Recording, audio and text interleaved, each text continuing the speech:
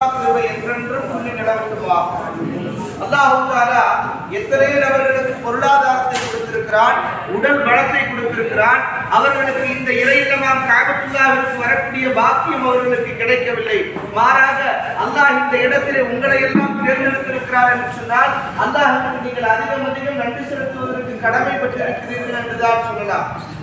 எவ்வளவு பெரிய பாக்கியத்தை அல்லாஹ் கொடுத்திருக்கிறார் என்று சொன்னால், நபி ஆதம் அலைஹிஸ்ஸலாத்து வஸலாம் அவர்கள் இறையில்லமாம் காபத்துல்லாஹை கட்டி முடித்ததற்கு பின்னால் உலக மக்கள் யாவருக்கும் அழைப்பு கொடுங்கள், இந்த உலகத்தில் பிறக்கக்கூடியவர்கள் இனி வரக்கூடியவர்கள் கியாமத் நாள் வரை வரக்கூடியவர்கள் எல்லோருக்கும் நீங்கள் அழைப்பு கொடுங்கள் என்ற அந்த வார்த்தைக்கு இணங்க ஆதம் அலைஹிஸ்ஸலாம் அவர்கள் அழைப்பு கொடுத்தார்கள். நாமெல்லாம் தந்தையினுடைய முதல் தந்தையோ அல்லது ரூபாவோ இருந்திருப்போம். அப்படி இருக்கக்கூடிய அந்த சூழ்நிலைகளை பற்றியே யார் யாரெல்லாம் லப்பை நான் ஆஜராகிவிட்டேன், லப்பை நான் ஆஜராகிவிட்டேன், லப்பை நான் ஆஜராகிவிட்டேன் என்று யார் யார் எத்தனை முறை கூறினார்களோ அத்தனை முறை இறையில்லாம் நாம் காபத்துல்லாஹ்வுக்கு வரக்கூடிய வாக்கியத்தை அல்லாஹ் சொல்கிறார். ஒரு முறை சொன்னவர்கள் ஒரு முறை, இருமுறை சொன்னவர்கள் இருமுறை, மும்முறை சொன்னவர்கள் மும்முறை, 10 முறை சொன்னவர்கள் 10 முறை, இவ்வாறாக பலவிதமான சூழ்நிலைகள் பற்றியே அல்லாஹ் நம்ம எல்லாம் ரஹ்மானுடைய விருந்தாளிகளாக தேர்ந்தெடுத்திருக்கிறார் என்று சொன்னால் அல்லாஹ்வுக்கு அதிகம் அதிகம் நாம் நன்றி செலுத்துவதற்கு கடமைப்பட்டிருக்கிறோம். நபிகள் நாயகம் ஸல்லல்லாஹு அலைஹி வஸல்லம் சொன்னார்கள்,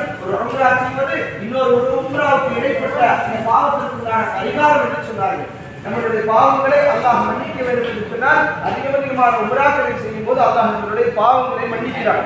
அப்ப பெருமானார் ஸல்லல்லாஹு அலைஹி வஸல்லம் அவர்கள் இந்த இஹ்ராமுடைய உடையில் எதெல்லாம் தடுத்திருக்கிறார்கள், எந்தெந்த விஷயங்கள் தடுக்கப்பட்டிருக்கிறது என்பதை பார்த்து சொன்னால், முதலாவதாக இஹ்ராமுடைய உடையில் அத்தர் பூசக்கூடாது, சென்ட் அடிக்கக்கூடாது, வாசனை நிலையத்தை உபயோகிக்கக்கூடாது, சோப்பு உபயோகிக்கக்கூடாது. இஹ்ராம் அணிந்த நிலையில் இஹ்ராம் கலைந்து விட்டதற்கு முன்னால் சோப்பு போட்டு குளித்துக் கொள்ளலாம். ஆனால் இஹ்ராமுடைய உடம்பில் வாசனை நிலையங்கள் அணியக்கூடாது, தொப்பி அணியக்கூடாது, தலப்பாகை அணியக்கூடாது, முகம் திறந்திருக்கக்கூடாது, கணவன் மனைவிக்கு மத்தியில் இருக்கக்கூடிய தாம்பத்திய உறவு கூடாது. அதை கொண்டாங்க வீண் விவாதங்களில் ஈடுபடக்கூடாது, சண்டை சச்சரவுகளில் ஈடுபடக்கூடாது. இந்த இஹ்ராமுடைய நிலையில் என்ன பண்ணக்கூடாது, சண்டை போடக்கூடாது, விவாதம் செய்யக்கூடாது, நல்ல விஷயத்திற்கு கூட விவாதம் செய்யக்கூடாது. அதற்கு அடுத்ததாக சொன்னார்கள்